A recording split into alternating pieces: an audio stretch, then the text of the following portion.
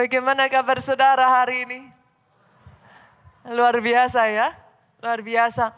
Hari ini saudaraku saya akan masuk dalam satu tema firman Tuhan yang baru di bulan Juni.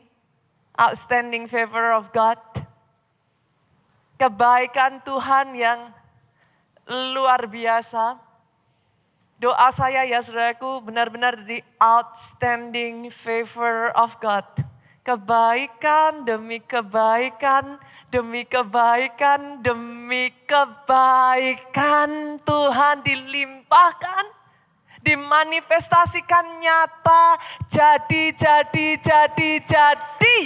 atas kehidupan saudara. Kalau mau tepuk tangan bilang aminnya yang paling keras saudaraku. Tepuk tangannya boleh yang paling meriah lagi buat Yesus Tuhan kita. Jadi atas kehidupanmu. Itu sebabnya saya akan mengajak saudara terlebih dulu kita akan buka dari Mazmur pasalnya yang ke-103. Mazmur 103 ayatnya ayat pertama sampai ayatnya yang kelima. Stick di situ ya Bapak Ibu ya, stick di situ. Nanti kita akan baca bergantian, berturutan saudaraku. Tapi saya akan bacakan dari ayat pertama sampai ayat yang kedua terlebih dulu. Dari Daud, pujilah Tuhan hai jiwaku. Pujilah namanya yang kudus, hai segenap batinku.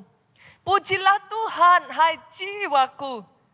Dan janganlah lupakan segala kebaikannya. Boleh nggak saya tanya Bapak Ibu? Adakah di sini yang nggak pernah ngalami kebaikan Tuhan? Angkat tangan. Saya nggak lihat tangan terangkat. Setiap kita, izinkan saya katakan ini. Setiap kita pasti pernah bersentuhan dengan yang namanya kebaikan Tuhan.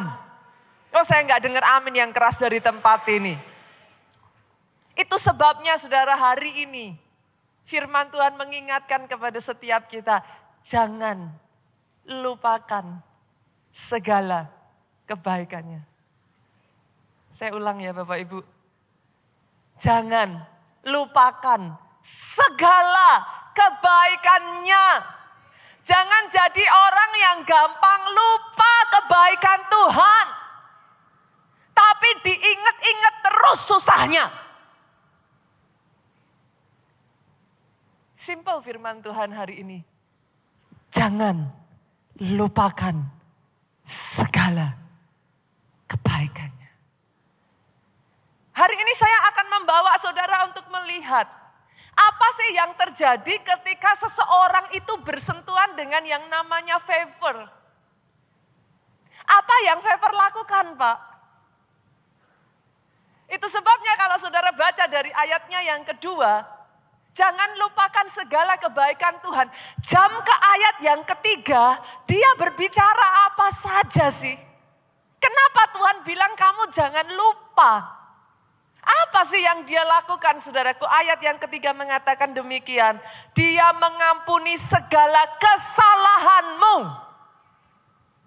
Oh come on. Siapa di sini orangnya yang gak pernah bikin salah? Berapa banyak dari saudara dan saya kita sepakat Bu. Orang bikin salah pasti ada konsekuensinya. Tapi dengar ini.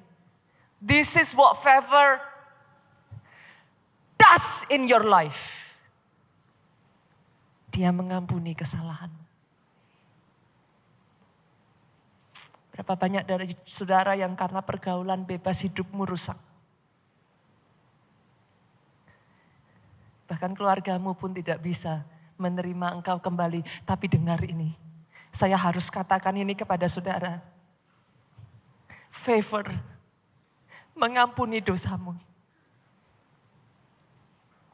Favor mengampuni segala kesalahanmu.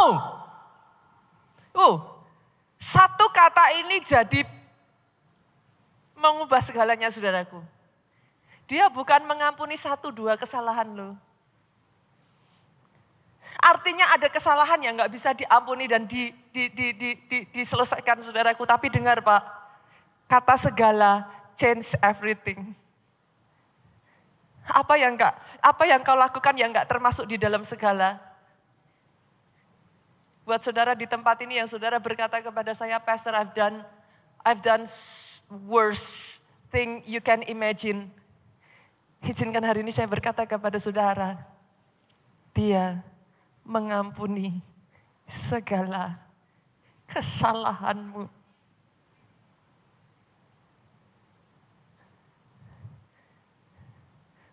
Pak, come back to Him. Dia mengampuni kesalahanmu. Kembali kepada Dia, terima favor yang daripada Tuhan, saudaraku, pengampunan kesalahanmu. Bukan hanya itu, saudaraku, apa yang favor lakukan dalam kehidupan seseorang? Dia menyembuhkan segala penyakitmu. Segala. Saudara akan menemukan again and again kata segala ini diulang, saudaraku. Pesan pagi hari ini, saudara. Dia mau engkau sehat. Dia mau engkau gain your strength back. Dia mau engkau sembuh. Buat saudara di tempat ini yang sempat bertanya-tanya, jangan-jangan ini dari Tuhan, jangan-jangan memang Tuhan mau aku ngalami semuanya, ini dengar ini. Dia mau engkau sembuh. Sembuh engkau di dalam nama Yesus. Favor bukan hanya mengampuni segala kesalahanmu. Favor menyembuhkan segala penyakitmu. Kita lanjutkan ayatnya yang keempat, saudaraku. Apa yang favor lakukan? Favor menebus hidupmu dari lubang kubur. Oh come on. Engkau yang harusnya celaka, engkau yang harusnya binasa. Favor tarik engkau balik, Pak. Dia tarik engkau balik. Saya itu masih ingat sekali ya, saudara. Pastor Joe itu pernah mengalami 2 kali kecelakaan yang seharusnya mendatangkan maut, Pak. Kalau bukan karena favor, saya nggak bisa menikah dengan Pastor Joe, saudaraku. Kenapa? Karena pada saat Pastor Joe ada di Amerika, saudaraku. Pernah Pastor Joe itu mengalami 1 kecelakaan ya, itu di jalan tol highway di Amerika itu kendaraannya kenceng-kenceng, saudara. Itu kecelakaan mobil dari Pastor Joe itu sampai berputar, saudara. Berputar dan apa, saudara? Masuk ke jalur yang sebelah. Dengan kondisi mobil yang begitu cepat seperti itu, saudaraku. Itu kalau bukan favor Tuhan, saya nggak menikah dengan Pak Jo hari ini, saudara.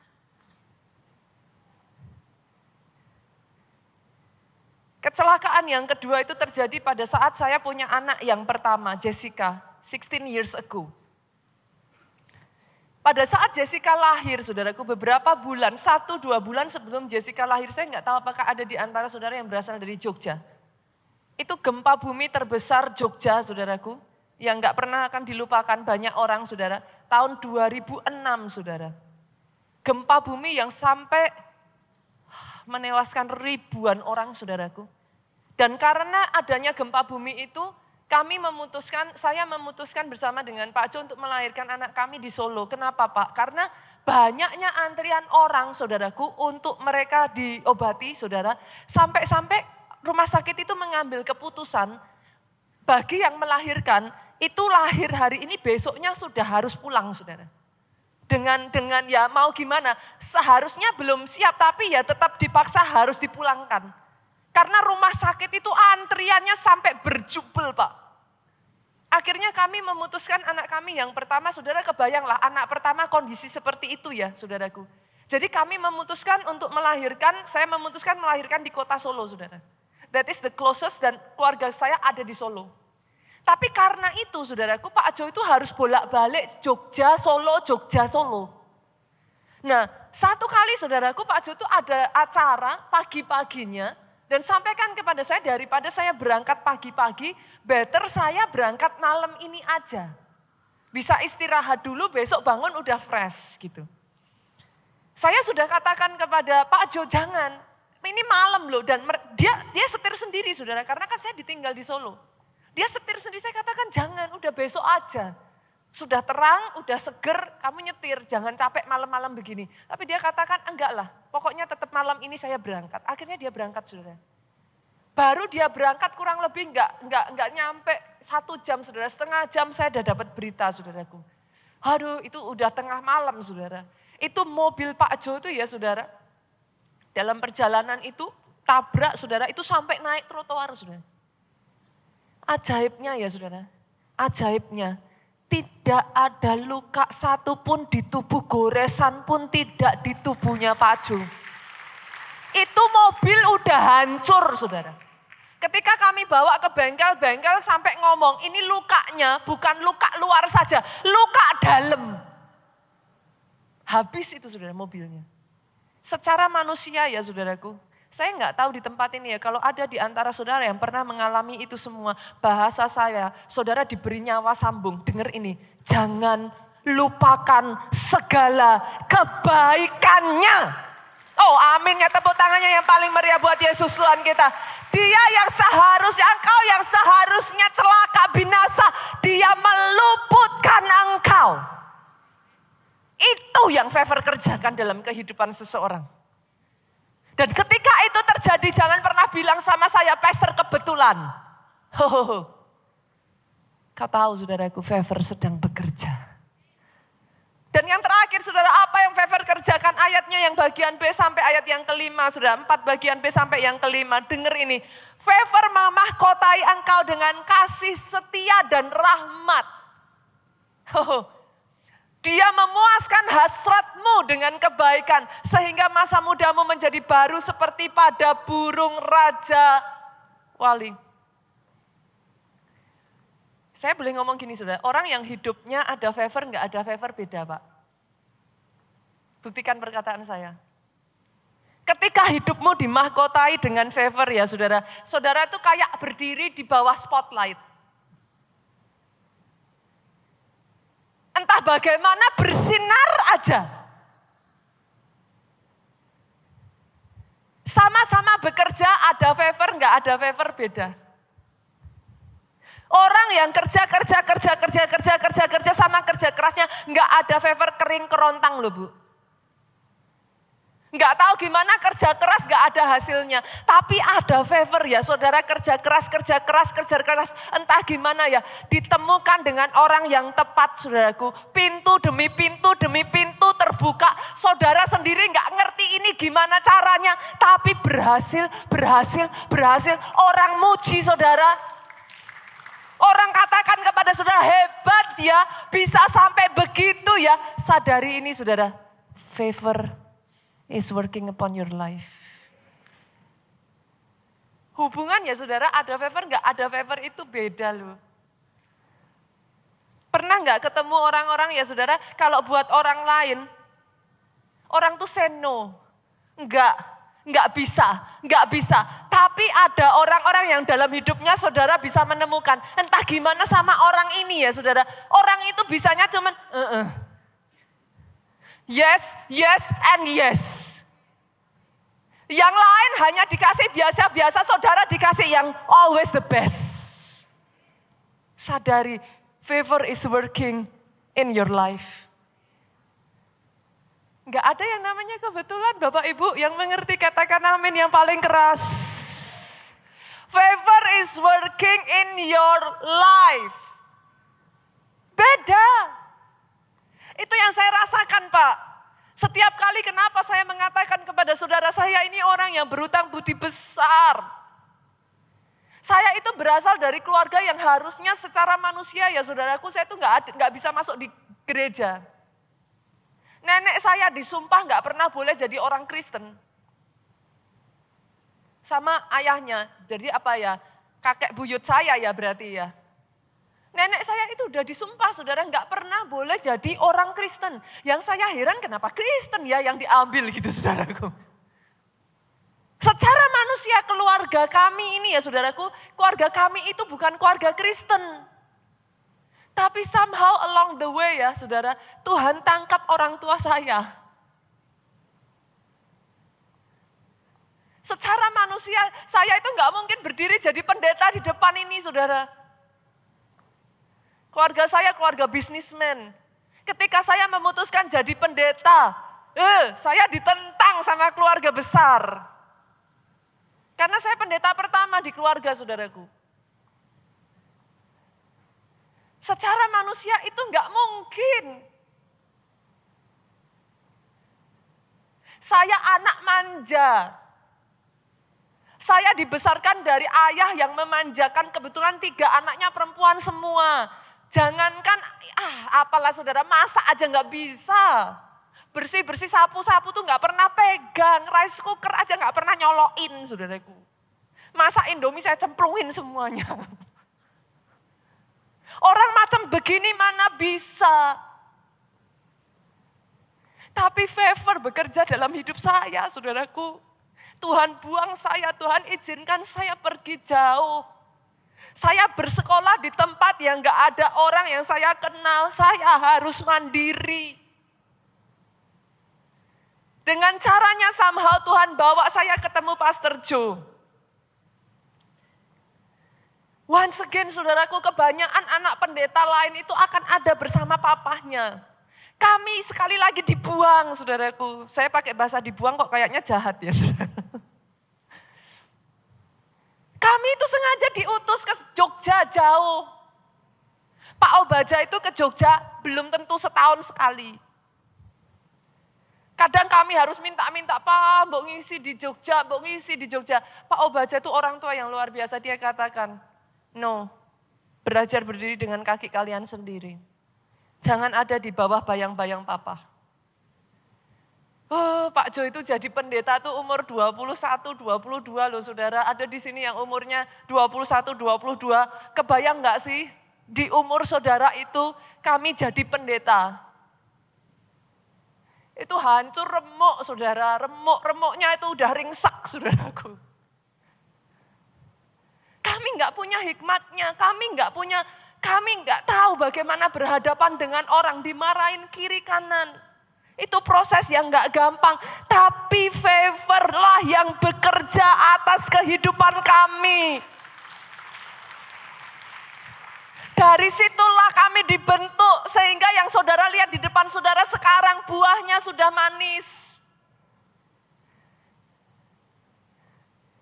Tapi itu bukan tanpa proses saudaraku. Dengar baik ini, ketika favor bekerja atas kehidupan seseorang, dia membuat yang nobody jadi somebody. Seperti seolah-olah ada spotlight saudaraku. Itu yang terjadi bukan hanya dalam kehidupan saya, dalam kehidupan Pastor Joe, dalam kehidupan Pastor Obaja. Pastor Obaja itu berkali-kali mengatakan, saya ini siapa? Saya anak muda yang gak punya masa depan, yang bahkan saudaraku minder kalau ada tamu datang sembunyi di bawah kolong meja. Itu kesaksian dari Pastor Obaja, orang seperti ini apa bisa dipakai Tuhan?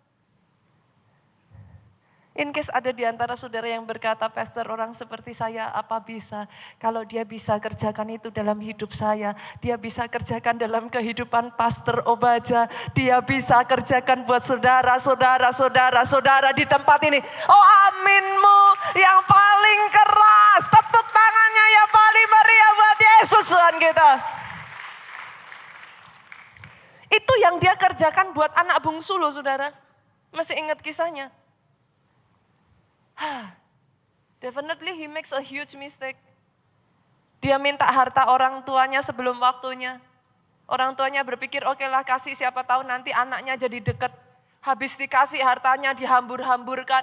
Bukannya dekat, dia pergi dari rumah saudara. Dia lari dari rumah, dia habiskan, dia foya-foya saudaraku.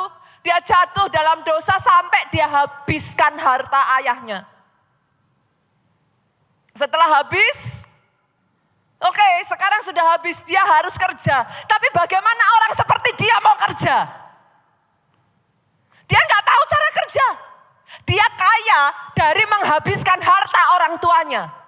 Dia nggak punya hikmatnya. Dia nggak terbiasa kerja keras. Bagaimana dia bisa kerja? Untuk makan ampas babi aja Pak. Dia dilarang sama majikannya, makan ampas babi loh. Apakah kehidupan saudara lebih buruk dari anak ini? Sampai yang muncul di benaknya cuma satu. Aku hanya punya satu harapan. Kalau aku pulang. Alkitab mencatat, anak ini berpikir, apakah ayahku masih menerima aku? Ada di sini yang berpikir seperti itu? Apakah bapakku masih menerima aku? Oh dengar ya saudara, saya mau bacakan ayat ini buat saudara. Lukas pasalnya yang ke-15 ayat 20 sampai 22. Oh, kenapa saya katakan saya itu berutang besar ya saudaraku? Kita punya bapak yang sebaik ini loh saudara. Mau ngomong apa coba saudara? Bangkitlah ia pergi kepada bapaknya, anak yang udah kurang ajar, anak yang nyusahin keluarga, anak yang bikin habis harta ayahnya, anak yang sudah kotor, gak ada nilainya. Lihat apa yang Favor kerjakan.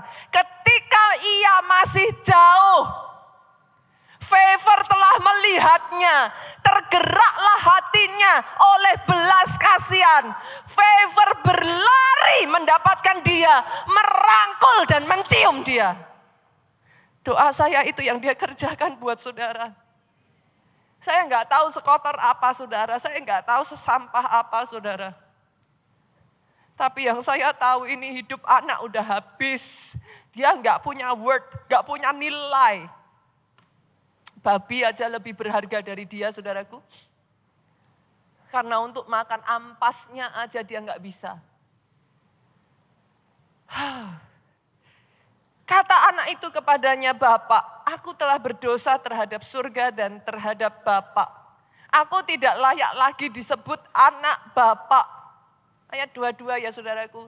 Saya berdoa ketika saudara membaca ini ya saudara. Biarlah dia memeluk saudara hari ini. Come back to him. Kembali kepada dia saudaraku.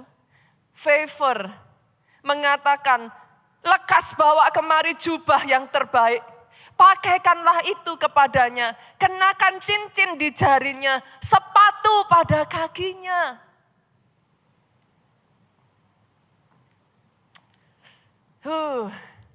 Kalau mengingat apa yang anak ini sudah lakukan saudaraku. Dia layak dapat apa sih? Ada di sini yang sudah buat Bapak sedih. Favor memeluk engkau, menyium engkau. Menempatkan jubah itu di pundak, memberikan cincin itu di jari manismu dan menempatkan kaos. Menempatkan sepatu itu di kakimu, alas kaki itu di kaki. Doa saya saudaraku. Pribadi lepas pribadi di tempat ini hari ini kau jumpa dengan Favor. Kebaikan demi kebaikan, demi kebaikan, demi kebaikan. Jangan lupakan segala kebaikannya.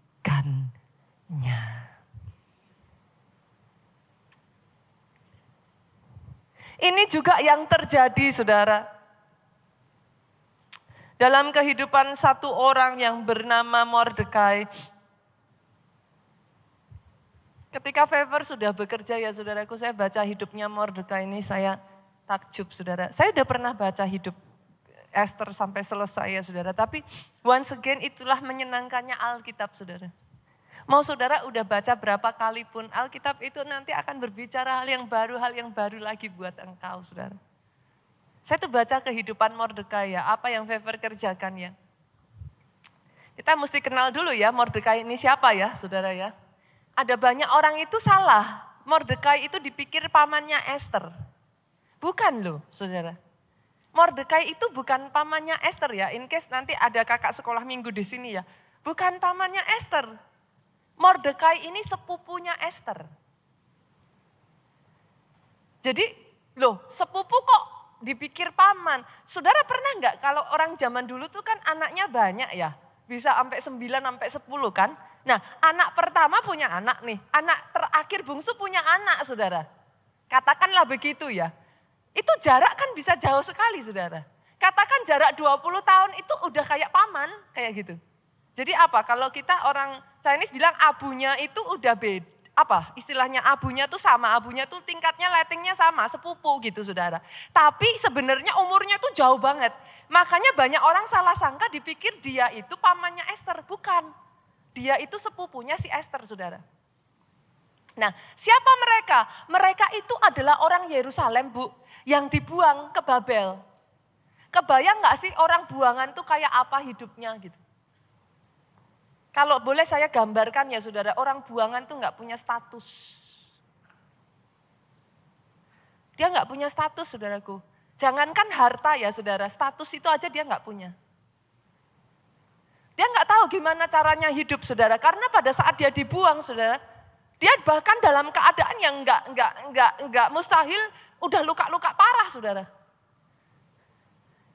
Karena hancur semua, kampung halamannya hancur, dia dipaksa dibawa saudaraku. Dan si Mordekai ini saudara, dia itu membawa Esther bersama dengan dia. Saya nggak tahu apa yang terjadi, Alkitab tidak menceritakan dengan jelas apa yang terjadi pada papa mamanya Esther saudara. Tapi singkat cerita si Mordekai inilah yang mengasuh Esther. Nah sampai dia di pembuangan itu saudara, kebayang nggak sih? Udah orang buangan gak punya apa-apa, gak punya jabatan, gak punya uang, gak punya status, gak punya semuanya. Dia dimusuhi sama pejabat nomor 2 langsung di bawah raja. Namanya Haman. Gara-garanya tuh simple. Si Mordekai ini gak mau sujud menyembah Haman. Nah si Haman panas hati lah. Nanti saudara bisa baca ya dari Esther ya, saudara baca terus runutin ceritanya, nanti saudara tahu yang saya maksudkan.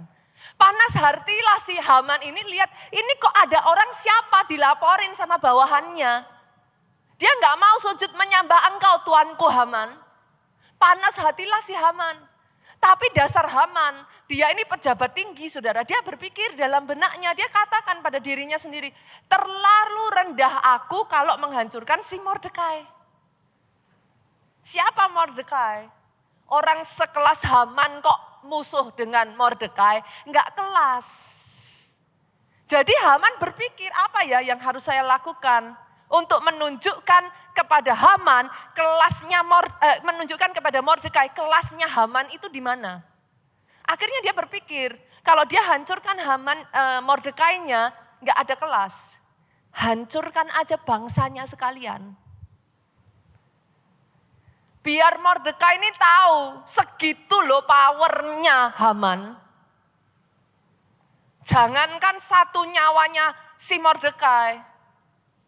Bangsanya pun dia bisa hancurkan saudaraku. Akhirnya dibuatlah plot saudara. Si Haman ini bikin plot gimana caranya supaya bangsanya Haman ini dihancurkan. Dari kemarahannya itu. Tapi masih aja saudaraku Haman gak mau sujud. Dilaporin lagi. Marahlah si Mordekai gak mau sujud, dilaporin lagi, marahlah si Haman. Ini diapain ya? Pernah saudara ngalami kayak gitu? Kecil tapi gitu. Kan? Saking marahnya si Haman ini saudara, orang-orang di sekelilingnya istri dan teman-temannya tuh ngomong, udahlah kamu gak usah marah. Bikin aja tiang gantung, tuh tinggi tuh. Tingginya aja 50 kaki, sudah 20 meter. Tuh bikin ya, dah disulain aja tuh si Mordekai di atas tiang gantungan itu. Wah senanglah Haman, oke bagus, ide bagus kata dia. Nah lihat saudara, lihat kenapa saya katakan indahnya favor saudara. Cantiknya favor tuh di sini. Tengah si Haman ini berpikiran seperti itu, besoknya dia itu mau ketemu raja untuk minta izin.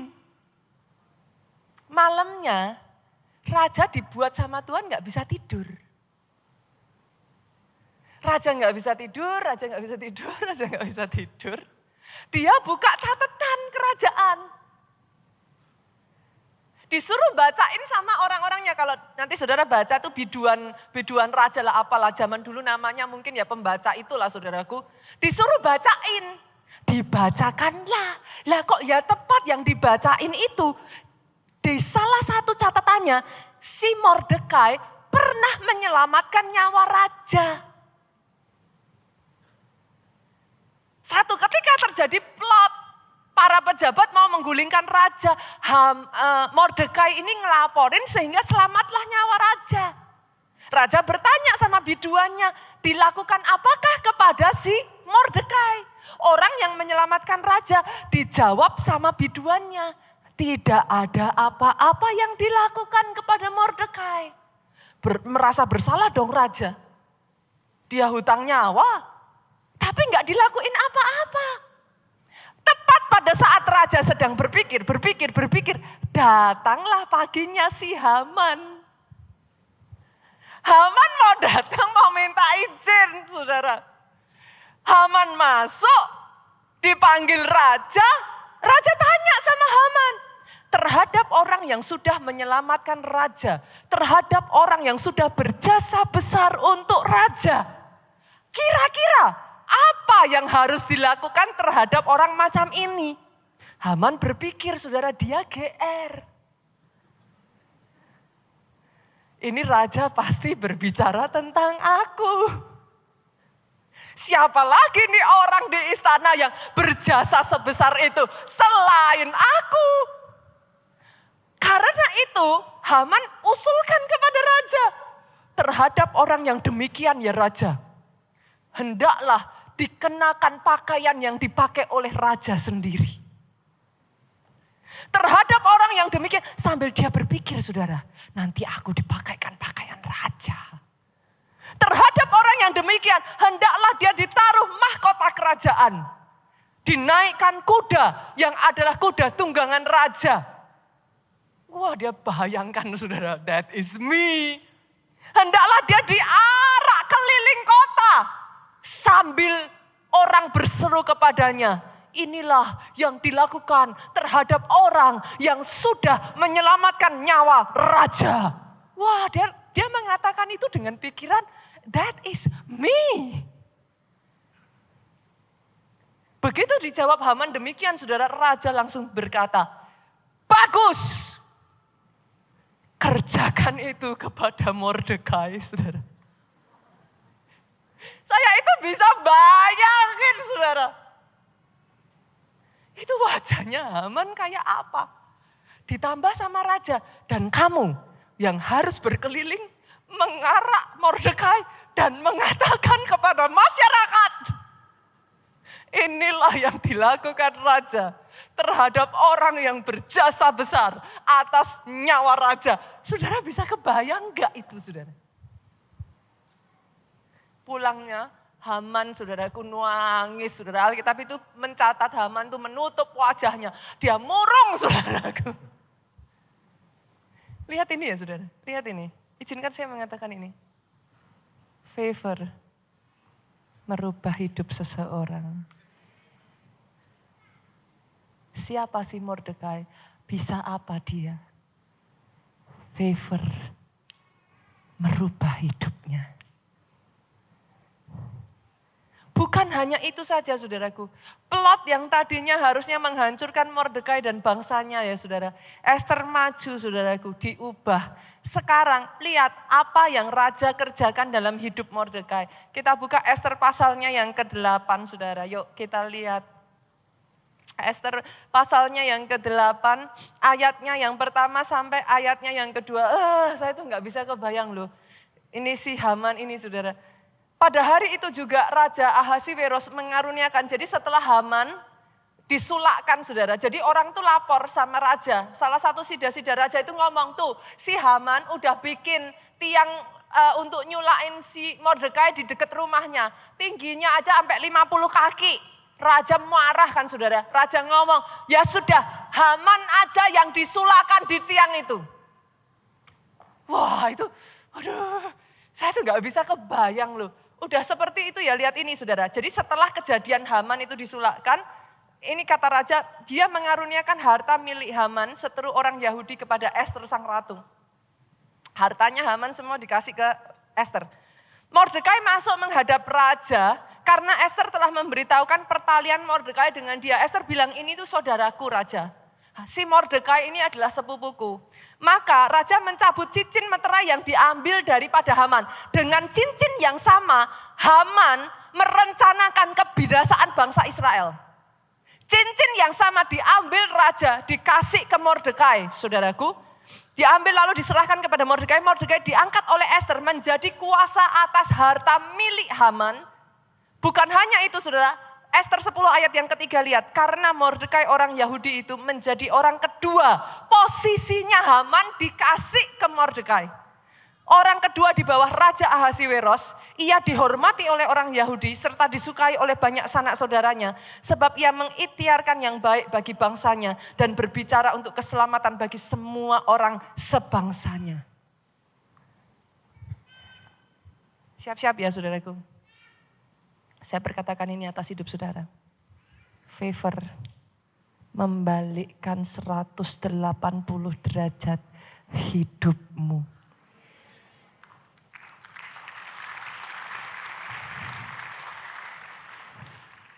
Orang-orang yang dulu mengenal engkau ya, dibuat tidak bisa lagi mengenal engkau. Karena apa yang Tuhan sudah kerjakan atas hidupmu, membuat orang tercengang-cengang dan berkata, how can this be?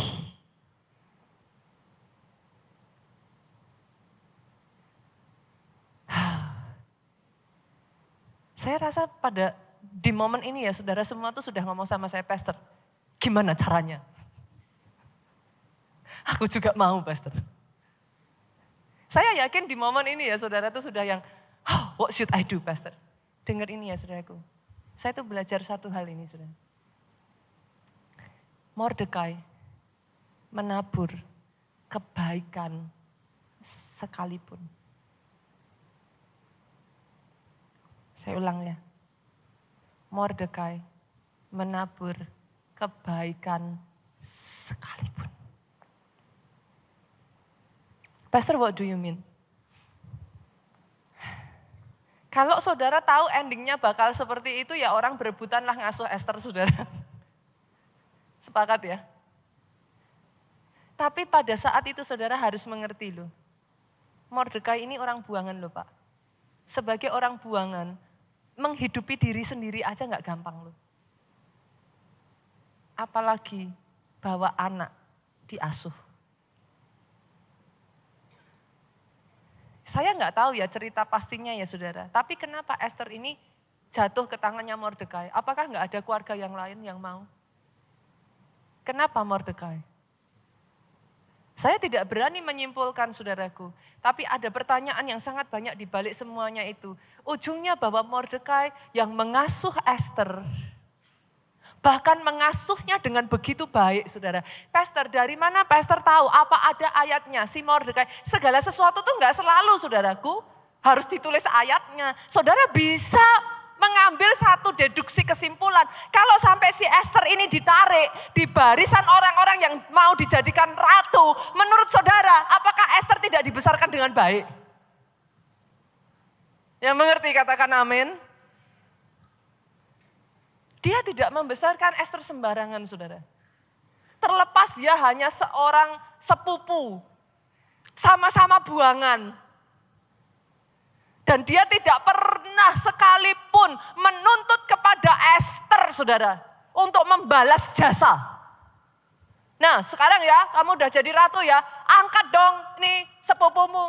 Gak ada saudara. Mordekai melakukan semuanya itu tulus. Masih ingat cerita raja tadi saudara? Mordekai ini orang buangan loh saudara. Kelasnya tuh seberapa toh? Untuk dia berani membongkar plot para pejabat tadi saudara. Melaporkan kepada raja. Menyelamatkan nyawa raja. Loh jujur ngomong loh saudara. Berapa banyak yang kalau orang Jawa bilang cari selamat aja lah. Yang mengerti katakan amin. Loh itu resikonya besar loh. Ditambah lagi, habis dia menyelamatkan raja, dapat apa dia? Enggak dikasih apa-apa. Untuk waktu lama, Mordekai enggak dapat apapun. Dia dilupakan Bukan. Saudara baca ayatnya ada di situ yang ngomong bahwa Mordekai demo. Mordekai protes. Enggak ada. Dengar ini saudaraku. For everything there is a reason. Saya harus mengatakan ini kepada jemaat Tuhan. Ada banyak orang ngelihat seseorang sudah diangkat naik. Kepengen yang dipunyai, kepengen berkatnya, tapi enggak kepengen bayar harganya. Pak curang toh saudara. Orang lihat, oh kok bisa ya sampai kayak gitu ya, kepengen. Tapi enggak tahu, for everything there is a reason. Pada saat semua reason itu dilakukan, yang ada sakit.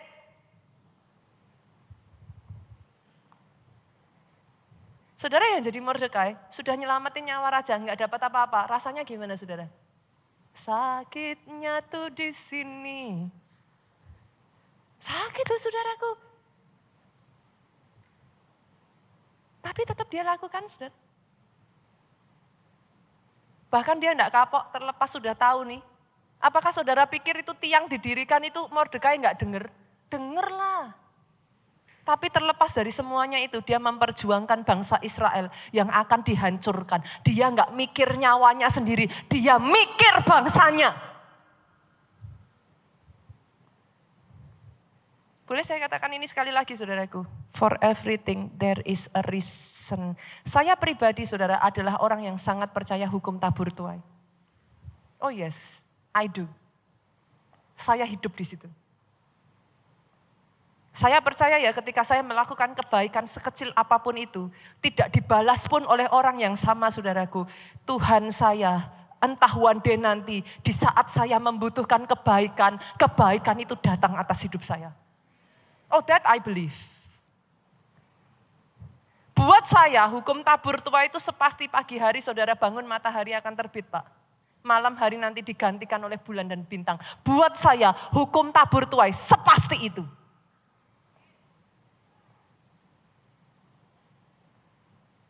Saya malah justru akan memakai kesempatan ini ya saudaraku untuk berbicara sedikit. Karena di kekristenan sendiri ada dua ekstrim nih tentang tabur tuai. Boleh saya garis bawahi dulu yang namanya tabur tuai tidak melulu soal uang. Sorry. Ada orang-orang yang sudah terlalu sensitif saudara. Kalau nyebut tabur tuai aja mikirnya ini pendeta mau ngomong apa lagi. Sorry saudaraku. Tabur tuai tidak melulu soal uang. Tabur tuai bisa bicara kebaikan. Tabur tuai bisa bicara kerja keras. Tabur tuai bisa berbicara banyak hal. Waktu yang kau tabur, tenaga yang kau tabur, kasih yang kau tabur. Banyak hal.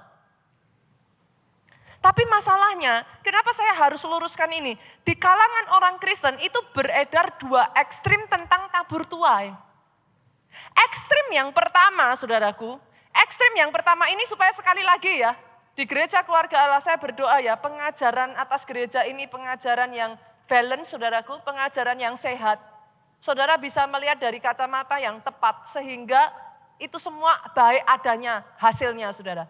Yang pertama, ekstrim pertama orang menabur supaya dapat sesuatu. Gak bisa disangkal sih saudara. Ada orang-orang yang berbuat baik memang supaya dapat sesuatu kan. Melakukan yang baik sama saudara supaya, kan gitu. Apa bahasanya apa sih? Ada udang di balik rempeyek gitu kan saudara. Ya ada, emang ada saudara. Orang-orang yang melakukan satu kebaikan itu ada pamrihnya saudara.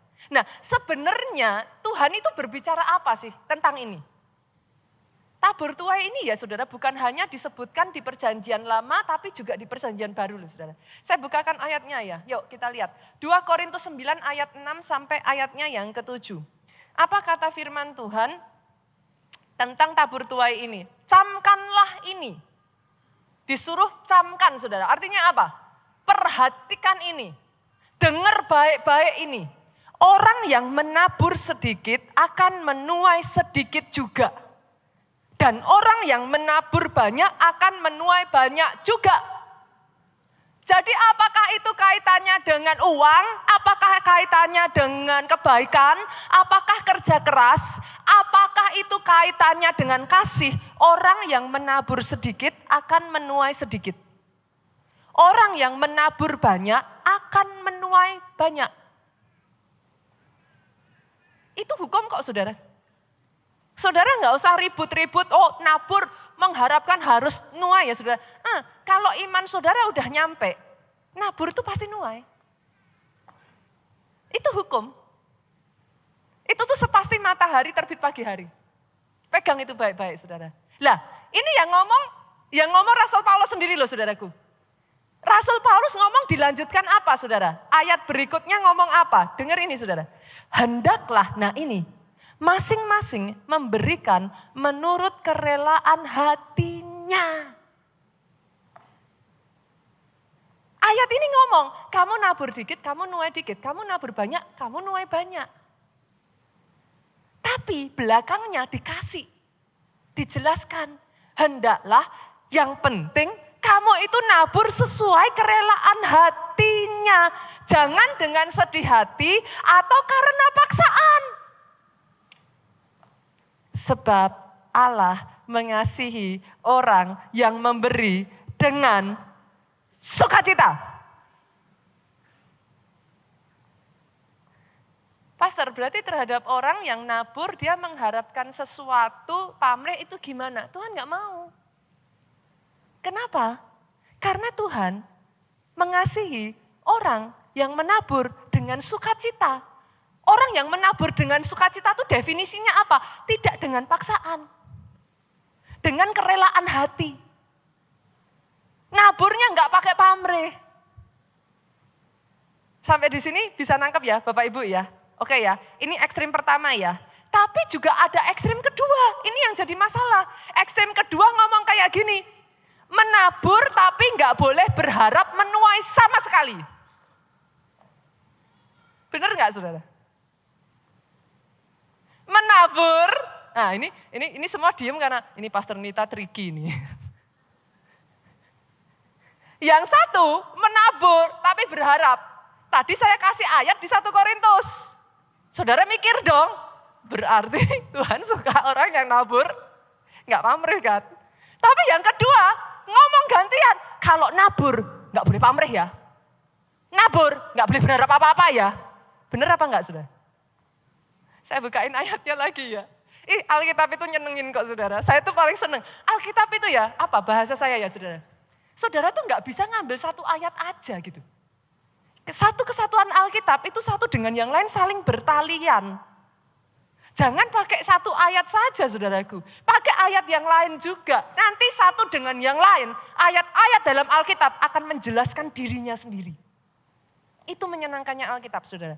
Yuk kita lihat ya. Saya bukakan buat saudara di Lukas pasalnya yang ke-6. Sorry. Ya, Lukas pasalnya yang ke-6 ayat 31 dan lompat ke 38. Saya bacakan buat saudara. Nah, ayat ini ngomong gini saudara. Sebagaimana kamu kehendaki supaya orang perbuat kepadamu, perbuatlah juga demikian kepada mereka. Oke? Kalau saudara mau orang lain sopan sama saudara, sopanlah sama orang lain. Kalau saudara mau orang lain menghargai saudara, hargailah orang lain. Saya tanya, itu ada pengharapan enggak di situ? Loh, Yesus itu malah nyuruh, ini ayat ditulis, ini yang ngomong Yesus sendiri saudara. Yesus nyuruh saudara berharap begitu memang kan? Saya ulang ya. Apa yang engkau ingin orang lain perbuat kepadamu, perbuatlah demikian kepada orang lain. Berarti kan disuruh toh saudara. Jadi kalau kamu mau orang itu ngelakuin ini, lakuin dulu sama orang itu demikian kan gitu. Ayat 38, nah saya lanjutkan, ini lebih seru lagi. Ayat ini ngomong gini saudara. Mana tadi ayatnya? Nih ayat 38 ngomong gini saudara. Berilah dan kamu akan diberi. Ini yang ngomong Yesus loh saudara. Suatu takaran yang baik, yang dipadatkan, yang digoncang, dan yang tumpah keluar akan dicurahkan ke dalam ribaanmu. Sebab ukuran yang kamu pakai untuk mengukur diukurkan kepadamu. Ini jadi lebih complicated lagi ya saudara, lebih seru lagi ya. Yesus sendiri ngomong, berilah maka kamu akan diberi. Berarti gimana? Halo? Kalau nabur boleh nggak berharap? Ini sunyi senyap nih saudara. Berilah, kamu akan diberi. Satu takaran yang dipadatkan artinya apa? Kalau kamu ngasihnya asal-asalan, ya kamu dikasihnya juga asal-asalan. Tapi kalau kamu memberi yang terbaik, kamu juga diberi yang terbaik. Loh itu Yesus sendiri yang ngomong. Saya bukain lagi ayat lain ya saudara. Ini ayat lebih akan mengagetkan saudara lagi. Oh lihat saudara, Matius 19 ayat 27. Sampai ayat yang ke-29. Ini ayat akan lebih mengagetkan saudara lagi. Satu hari Petrus datang sama Yesus. Petrus ngomong gini. Kami ini telah meninggalkan segala sesuatu dan mengikut engkau. Jadi apakah yang akan kami peroleh? Ini jelas ya saudara, jelas ya. Ini bicaranya sudah sangat jelas sekali loh. Petrus datang sama Yesus ngomong, Yesus aku ini udah ninggalin semuanya nih. Aku ngerjain semua buat engkau. Kami dapat apa? Kata Petrus. Lihat ini saudara, ayat 28 Yesus jawab apa? Aku berkata kepadamu, sesungguhnya pada waktu penciptaan kembali kerajaan 1000 tahun saudara. Apabila anak manusia bersemayam di tahta kemuliaannya. Kamu yang telah mengikut aku akan duduk juga di atas 12 tahta untuk menghakimi ke-12 suku Israel. Boleh perhatikan ke depan Bapak Ibu.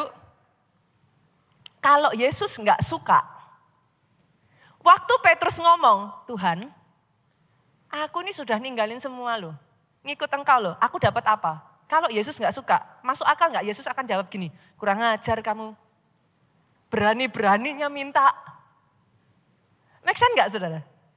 Iya dong, setidaknya Yesus akan ngomong, sudah itu bukan urusanmu. Bener kan? Karena pada saat Yesus naik ke surga, orang Israel tanya soal pemulihan kerajaan, Yesus ngomong itu bukan urusanmu. Tapi lucunya di kasus ini, Yesus jawab, kamu pada saat nanti penciptaan kembali kerajaan 1000 tahun, kamu akan duduk memerintah bersama-sama di atas 12 tahta. Dijawab Yesus saudara. Bukan hanya itu, nah ini jawaban yang saya berharap saudara bisa nangkap perkataan saya ini saudara. Yesus ngomong kayak gini. Dan ayat 29, setiap orang yang karena namaku meninggalkan rumahnya, saudaranya laki-laki, saudaranya perempuan, bapak atau ibunya, anak-anak atau ladangnya. Dengar ini saudara. Akan menerima kembali 100 kali lipat. Ini yang ngomong siapa saudara? Ada di sini yang sensi dengan kata 100 kali lipat?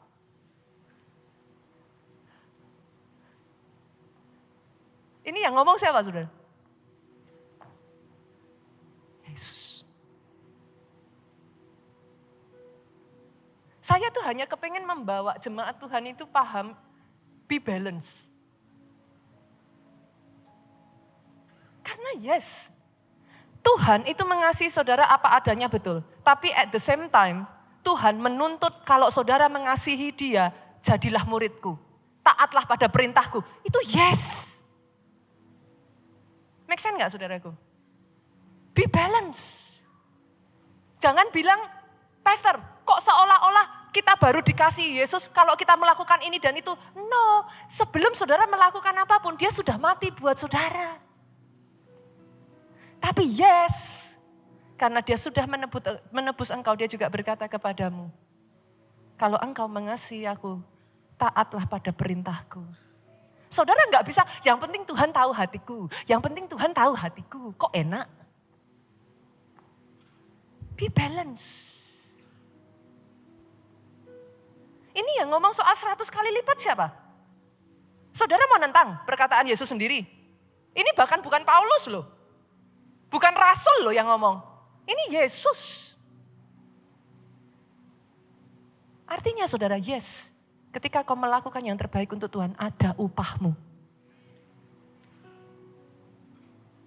yes. Ada upahmu baik di bumi, tetapi yang lebih penting, lihat. Yesus lanjutkan dia berkata apa saudaraku? Ini yang dia katakan. Dan akan memperoleh hidup yang kekal. Berarti pastor, ini pastor bikin saya tambah bingung deh pastor. Boleh apa gak boleh pastor? Kalau saya nabur, saya mengharapkan ada tuayan. Nah lo, bingung toh? Saya bukain ayat lagi ya. Biar enek saudara. Saya bukain ayat lagi. Semua itu ya, sebenarnya ya saudaraku, simpel sekali kok. Ayat itu akan menjelaskan dirinya sendiri. Saudara tafsir itu boleh, ada ilmunya tafsir. Tafsir itu harus benar sesuai dengan firman. Di gereja kita nggak asal saudara. Sorry, kita nggak asal. Ada kebenaran firmannya. Karena nggak boleh saudara asal. Nih ya, yuk kita buka. Matius 6 ayat 31 sampai 33. Oke ya, kita lihat ya nanti Yesus ini sedang berbicara soal apa. Sebab itu jangan kamu khawatir dan berkata, apakah yang akan kami makan? Apa yang akan kami minum? Apa yang akan kami pakai? Ini bicara soal apa saya tanya Bapak Ibu? Bicara soal urusan kerajaan surga? Hah? Apa yang kami makan? Apa yang kami minum? Apa yang kami pakai? Fashion saudara aja Tuhan bicara loh saudara. Ini bicara soal apa? Urusan jasmani. Kan? Ayat berikutnya ngomong gini, 32. Semua itu dicari bangsa-bangsa yang tidak mengenal Allah. Yesus tuh ngomong, kamu tuh jangan khawatir urusan makanan, minuman, pakaian. Itu semua dicari bangsa-bangsa yang tidak mengenal Allah. Tapi, nah ini loh, Yesus tuh suka sekali pakai retorika, saudara. Habis dia ngomong gitu, ayat berikutnya ini ngomongnya, lanjutannya kalimatnya ngomong kayak gini. Akan tetapi, Bapakmu yang di surga tahu bahwa kamu memerlukan semuanya itu. Wah, Yesus tuh pribadi yang sangat menarik sekali, saudara. Saya tuh setiap kali mempelajari firman ya, saya tuh selalu amazed. Retorikanya itu. Kadangkala Yesus tuh bisa apa ya? Dia ngomong, apa? Kamu khawatir soal makanan, minuman, pakaian? Itu semua dicari bangsa-bangsa yang tidak mengenal aku. Tapi habis itu dia ngomong, tapi Bapakmu tahu, engkau butuh itu. Jadi Yesus itu tidak mengabaikan itu semua Bapak Ibu. Bapakku tahu engkau butuh. Terus tapi kenapa? Yang dia mau kalau gitu seperti apa? Yesus nyuruhnya gimana? Ayat 33 saya bacakan. Saya berdoa saudara bisa mengerti ini. Tetapi carilah dahulu kerajaan Allah dan kebenarannya. Maka semuanya itu akan ditambahkan kepadamu. Maksudnya gimana pastor? Yes, hukum tabur tuai itu ada saudara. Engkau menabur sedikit, engkau menuai sedikit. Jangan membohongi dirimu sendiri. Tapi sekalipun hukum tabur tuai itu ada, Tuhan suka orang yang memberi dengan kerelaan. Sukacita, bukan paksaan, tapi dengan sukacita. Tangkap ini ya saudaraku. Oke ya. Berarti kalau gitu boleh gak berharap pastor? Tuhan ngomong, diingatkan lagi. Aku tuh tahu, kamu punya semua kebutuhan itu. Tapi boleh gak sih, fokusnya jangan seperti orang dunia yang nyari perkara-perkara dunia di bawah. Yesus tuh ngomong, fokusnya kerajaan Allah dulu yuk. Karena kalau kamu menjalankan hukum tabur tuai itu ya saudaraku, fokusmu benar kepada kerajaan Allah, dengar ini, semuanya itu apa? Semuanya itu tuh apa? Makanan, minuman, pakaian, semua yang dicari oleh bangsa di dunia itu malah sama Tuhan ditambahkan semua kepadamu. Saudara bisa dapat pandangan yang balance ya, yang seimbang ya saudaraku ya. Bisa mengerti ya saudara? Doa saya itu jadi atas hidupmu. Sejak dari hari ini ya saudaraku. Firman hari ini mengingatkan kepada saudara, jangan lupakan segala kebaikannya. Jangan mau bekerja dengan kekuatanmu sendiri. Izinkan favor bekerja atas hidupmu. Hari ini saudaraku, saya akan melangsungkan perjamuan kudus saudara. Buat saudara yang sudah menerima roti dan anggur ini, boleh saudara angkat. Boleh saya tanya saudaraku, kalau ada yang belum menerima, boleh lambaikan tangan saudara. Petugas akan membantu. Saya melihat tangan terlambai di kiri Pak, maaf. Di kiri. Ya, ada lagi? Tangan silakan saudaraku. Ada lagi saudara? Ada? Oke. Inilah saatnya perkenananmu nyata atas kami umatmu, kebaikanmu, kemurahanmu nyata bagiku. Bangkit berdiri ya jemaat Tuhan. Katakan, inilah saatnya perkenananmu lewat setiap kami umatmu. Oh yes, oh yes, oh God. Kemurahanmu sungguh nyata.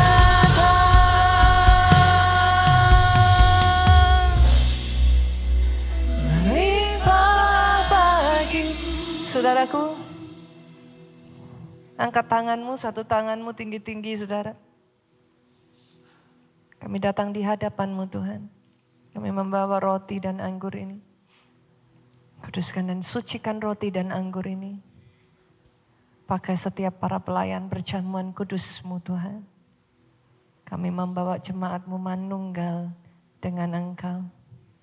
Saudaraku, angkat roti itu tinggi-tinggi di atas kepala saudara malam. Sebelum dia diserahkan, dia mengambil roti itu, dia mengucap syukur ke atasnya. Dia memecah-mecahkannya lalu dia berkata, inilah tubuhku yang diserahkan bagi kamu. Perbuatlah ini menjadi peringatan akan aku. Apakah saudara percaya tubuh ini adalah tubuh Kristus? Ketika saudara memakan roti ini, this is the closest. Saudara bersentuhan dengan tubuh Kristus secara pada saat dia ada di muka bumi ini. Jangan pernah melakukan ini asal saudaraku. Tapi lakukan perjamuan kudus dengan satu pemahaman. Engkau bersentuhan dengan apa yang dia kerjakan. Ketika Yesus bersentuhan dengan seseorang, wanita 12 tahun pendarahan disembuhkan. Ketika Yesus bersentuhan dengan roti dan ikan itu, 5 roti 2 ikan diubah menjadi memberi makan 5.000 orang. Dia bersentuhan, something happen. Terima dengan iman saudaraku, di dalam nama Yesus.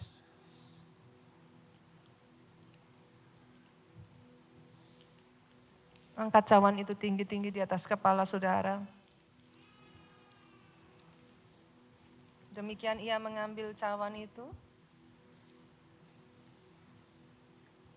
Sesudah ia makan, lalu berkata, cawan ini adalah perjanjian baru yang dimeteraikan oleh darahku. Perbuatlah ini setiap kali kamu meminumnya menjadi peringatan akan aku. Apakah saudara percaya cawan yang saudara angkat tinggi-tinggi ini, darahnya dicurahkan buat saudara, dan dengar ini oleh bilurnya, engkau sembuh. Dia memulihkan ketika darah itu mengalir saudaraku, dia refresh kembali apa yang mati dalam tubuhmu. Dia perbaiki setiap bagiannya. Dia menyehatkan engkau. Dia memulihkan hidupmu. Dia mengampuni dosamu. Kita terima dengan iman saudara di dalam nama Yesus.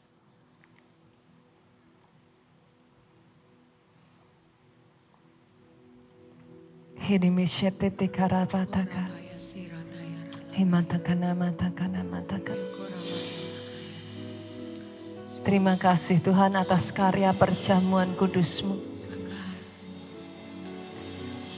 Karya salib-Mu membuat hari ini kami diingatkan bahwa di dunia ini kami tidak sendiri. Engkau naik ke surga dan mengutus Roh-Mu, Roh Kudus, untuk terus ada bersama dengan kami. Karya salib-Mu Tuhan membuat kami diselamatkan, membuat hidup kami, dosa kami diampuni. Karya salib-Mu membuat kami mendapatkan jaminan. Jangan pernah lupakan saudaraku, ketika kau menerima tubuh dan darahnya, ingat pekerjaannya masih terus bekerja di dalam hidupmu sampai detik hari ini. Itu sebabnya saudara, ketika kau datang dengan iman, terima dengan iman, dan perkatakan apa yang dikatakan lagu ini, perkatakan ini dengan iman di dalam hatimu. Inilah saatnya perkenananmu. Yes. Kami terima favor yang dari Engkau Tuhan. Kebaikan-Mu, kemurahan-Mu. Pujikan lagu ini dengan iman saudaraku. Katakan ini saatnya. Perkenananmu. Oh yes, yes, yes, yes.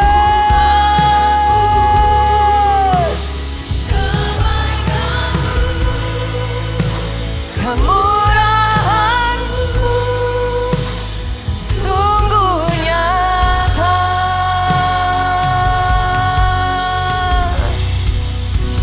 melimpah bagiku.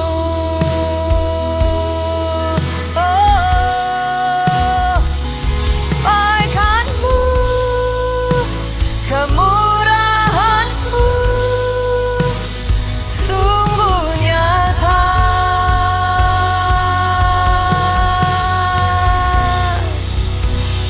Melimpah bagiku.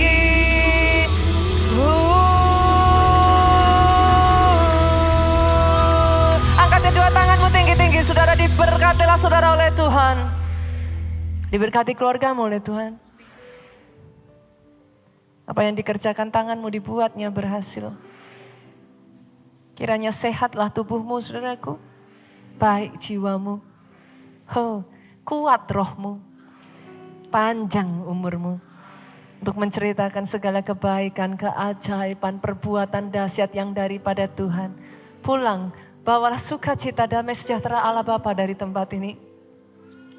Kasih putranya, Tuhan Yesus Kristus, persekutuan di dalam rohnya yang kudus, yaitu Roh Kudus sekarang sampai selama-lamanya. Engkau yang diurapi, saudaraku, kau yang diberkati.